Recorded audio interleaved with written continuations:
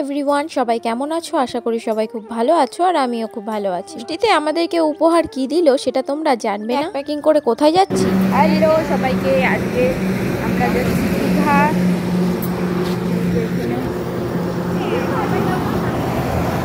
এই যে দেখতে পাচ্ছেন, কোথায় যাবা? দীঘা। আজকে জামাই ষষ্ঠী। দুপুর থেকে খাওয়া দাওয়া করে টোরে এখন রাত্রি 12টা বাজে, আমরা যাচ্ছি দীঘা। এই দেখুন আরও অনেকে আছে, আর একটা টোটো আনতে গেল, সবাই এখানে ওয়েট করছি, বাস আসবে, বাসে এখান থেকে চলে যাবো। টাটা। আমাদের বাসের টাইম ছিল 12:30 আর এখন বাজে 1:30। বুঝতেই পারছো কতক্ষণ ধরে ওয়েট করে আছি। বাস ছিল আমাদের ফুলিয়া থেকেই, এটা হচ্ছে আরাধনা। আমাদের সবকটাই স্লিপার ছিল। আমি কোনো গাড়ি বা বাসে কোনো কিছুতেই জার্নি করতে পারি না। আগেরবার আমরা দার্জিলিং গিয়েছিলাম যেই দিদিদের সাথে, সেই দিদির কথা শুনেই কিন্তু আমি এবার দীঘায় যাচ্ছি বাসে। সকালের ভিউটা একবার দেখো জাস্ট।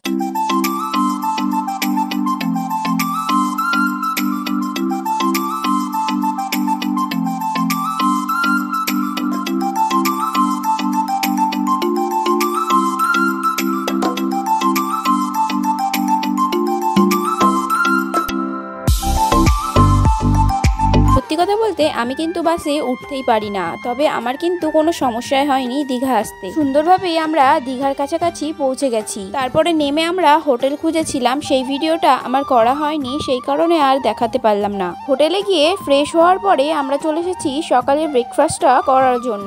এই ভাত খেয়ে নিয়েছিলাম, কারণ আগের দিন রাতে সেইভাবে কিছু খাইনি, সেই কারণে ভাবলাম সকালে খেয়েই আমরা স্নান করতে যাব। রেডি হয়ে এবার আমরা বেরিয়ে পড়ছি হোটেল থেকে। আমরা যাব আজ উদয়পুরে স্নান করতে। হোটেল নিয়েছিলাম ওল্ড দীঘাতে, আর আমাদের হোটেল থেকে ওল্ড দীঘা সি বিচ মাত্র 1 মিনিটের হাঁটা পথ। এই যে তোমরা দেখতেই পাচ্ছ আমরা কতজন গিয়েছি, আমরা টোটাল 11 জন গিয়েছিলাম। এই যে এখন আসছে আমার বাবা, মা, পিসি আর আমার বর। উদয়পুরে গিয়ে অনেক খাওয়া দাওয়া হবে, অনেক সুন্দর সুন্দর ভিডিও হবে। তো চলো দেরি না করে যাওয়া যাক। এই হচ্ছে আমাদের হোটেল, আর এখন যাব আমরা উদয়পুর বিচ। সবাই রেডি হয়ে দাঁড়িয়ে রয়েছি এখানে।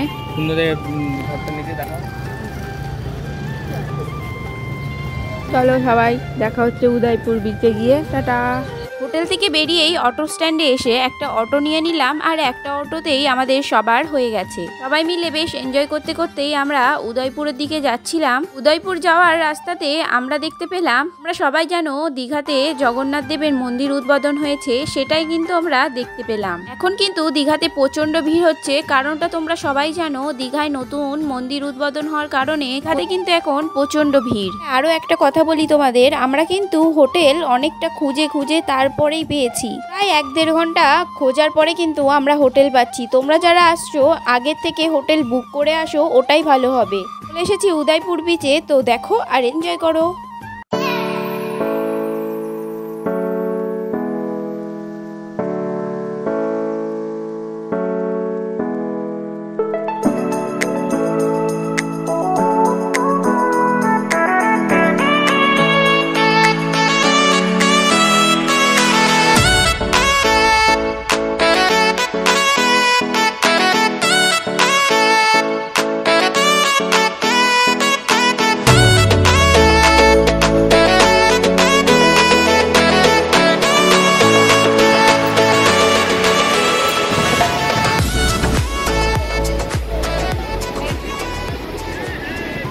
আমরা এখন আছি উদয়পুর বিচে, আর আমাদের এই দেখো ঝাল ঝাল কাঁকড়া দিয়েছে, আর এই যে সমুদ্রের পাড়ে সবাই বসে আছে, দারুণ। আরে গুল্লু কি করছিস? কেমন মজা লাগছে? আর ওই যে আমার বাবা, ওই দেখুন ওইদিকে ছবি তুলছে, আর আমার মা আর পিসি, এই দেখুন মা আর পিসি দুজনা কাঁকড়া খেতে খেতে সমুদ্র ফিল করছে। এই দেখুন। খাওয়া দাওয়া আর স্নানের চক্করে আমি সেভাবে আর ভিডিও ক্লিপ নিতেই পারিনি। উদয়পুর বিচে এসে দেখেছো আমার বর কিন্তু মাসাজ করানোর জন্য বসে পড়েছে। এরা খেতে খেতে মাসাজ করাচ্ছে, আহা কি সুখ। যাই হোক বন্ধুরা, উদয়পুর বিচে কিন্তু একটা আলাদাই ভাইব আছে, চারিদিকে মিউজিক, দারুণ।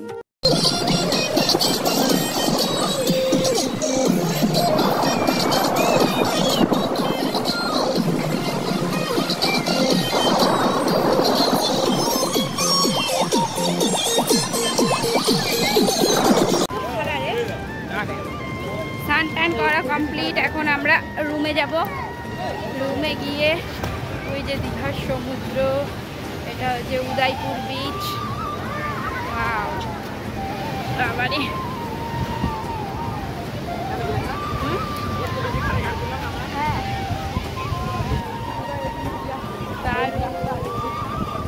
চলো হোটেলে গিয়ে আবার দেখা হচ্ছে, টাটা। তার আগে চলো তোমাদেরকে একবার হোটেলটা ঘুরে দেখাই। আমরা ছিলাম মীরা ইন্টারন্যাশনাল। এটা হচ্ছে হোটেলের রিসেপশন এরিয়া। হোটেলের মধ্যেই তোমরা পেয়ে যাবে বা সাইডে একটি রেস্টুরেন্ট। হ্যাঁ, রেস্টুরেন্টটা কিন্তু পুরোপুরি এসি। সিঁড়িতে উঠেই তোমরা দেখতে পাবে লিফটের ব্যবস্থাও আছে। তো চলো আমাদের রুমের যে জায়গাটা সেটা তোমাদের সাথে একবার শেয়ার করি। আমাদের রুম ছিল 4 তলাতে। লিফটের ভেতরটাও কিন্তু খুবই সুন্দর, বাইরের থেকে তোমরা সবটাই দেখতে পাবে। হোটেলটাও কিন্তু খুবই পরিষ্কার আর পরিচ্ছন্ন। আমার তো বেশ ভালোই লেগেছে। আর হ্যাঁ, আমাদের হোটেল থেকে সি বিচের দূরত্ব মাত্র 1 মিনিট। গল্প করতে করতে চলে এসেছি। আমরা যেহেতু 11 জন ছিলাম সেই কারণে আমরা 3টে রুম নিয়েছি। রুম নাম্বার 401, 403 আর 410। প্রত্যেকটা ফ্লোরেই কিন্তু এরকম টাইপের একটা ব্যালকনি তোমরা পেয়ে যাবে। আর ব্যালকনি থেকে তোমরা কিন্তু সি ভিউ দেখতে পারবে। এমনকি প্রত্যেকটা রুমে একটি করে ব্যালকনিও রয়েছে। চলো এবার যাওয়া যাক ওল্ড দীঘা সি বিচে একটু ঘুরতে। সি বিচে ঘুরতে এসে আমাদের গুল্লুর প্রথম বায়না সে মোটর সাইকেলে উঠবে, আর না উঠালে কি হয়। তারপরে নিয়ে নিয়েছি পাপড়ি চাট। পাপড়ি চাট খেতে কিন্তু আমার খুবই ভালো লাগে। তোমাদের কি ভালো লাগে? পরে চলে এসেছি অক্টোপাস খাওয়ার জন্য। দীঘায় এসেছি আর অক্টোপাস খাবো না, এটা কি হতে পারে? এই দেখো অক্টোপাস। আমি যখন এর আগে এসেছিলাম, এর আগে এসেও কিন্তু আমি অক্টোপাস ট্রাই করেছিলাম। আমার কিন্তু খুব একটা ভালোও লাগে না, আবার খুব একটা খারাপও লাগে না। তারপরে দেখো এদিকে নেওয়া হয়েছে আমোদি মাছ ফ্রাই, আর নেওয়া হয়েছিল পমফ্রেট ফ্রাই। আমার কিন্তু আমোদি আর পমফ্রেটটা খুব সুন্দর লেগেছে। তোমরা দীঘায় আসলে কোন জিনিসটা খেতে বেশি পছন্দ করো কমেন্ট করে জানিও। জয়পুরে গিয়েও কিন্তু আমরা কাঁকড়া, পমফ্রেট, ইলিশ সবকিছুই খেয়েছিলাম। সবকটা ভিডিও আর শেয়ার করতে পারিনি। হ্যাঁ হয়েছে, অনেকক্ষণ ধরেই বক করছি, এবার একটু শান্তি করে খেয়ে নি। ক্যামেরার ওই পাশ থেকে আমার বর ভাবছে আমাকে তো দিচ্ছেই না, খেয়ে যাচ্ছে। ওল্ড দীঘা বাজারে কিন্তু তোমরা অনেক রকম মাছই পেয়ে যাবে। আমি সব রকমের মাছের নাম জানি না, সেই জন্য বলতে পারলাম না। কিছু কিছু মাছ আমি চিনি, সেই কারণে আর সব মাছের নাম বললাম না। খাওয়া দাওয়া কমপ্লিট করে চলে এসেছি হোটেলের রেস্টুরেন্টে বসে পড়েছি খাওয়ার জন্য। এত কিছু খেয়ে এসে সত্যি কথা বলতে আমার কিন্তু আর ভালোই লাগছিল না কিছু খেতে। হয়েছে রুটি তড়কা, আর ওদিকে মা বলছে ভাত খাবে, সেই কারণে মার জন্য নেওয়া হয়েছে ভাত, ডাল, সবজি ছিল, ঝুরি আলু ভাজা, আর ছিল একটি বড় সাইজের পার্শে মাছ। আমরা ভেবেছিলাম এগুলো আমরা কিছুই খাবো না, আমরা অন্য কিছু খাবো, সেই কারণে বসে রয়েছি আমাদের খাবারটা কখন দেবে। সেই সাইজটা কিন্তু বেশ ভালো ছিল। হ্যাঁ, আর এদিকে চলে এসেছে আমাদের খাবার, ফ্রাইড রাইস সাথে চিলি চিকেন। তবে জানো তো আমরা যে হোটেলে ছিলাম সেই হোটেলের কিন্তু রেস্টুরেন্টের খাবার দাবার খুবই ভালো। আমরা যে কয়দিন ছিলাম সে কয়দিন কিন্তু আমরা হোটেলের রেস্টুরেন্টেই খাওয়া দাওয়া করেছি। কারণটা হচ্ছে ওই যে বললাম খাবার দাবার এখানে খুবই ভালো। এখন খাওয়া দাওয়া কমপ্লিট করি, দেখা হবে পরের পার্টে। ততক্ষণ সবাই ভালো থেকো, সুস্থ থেকো আর অপেক্ষা করো। টাটা।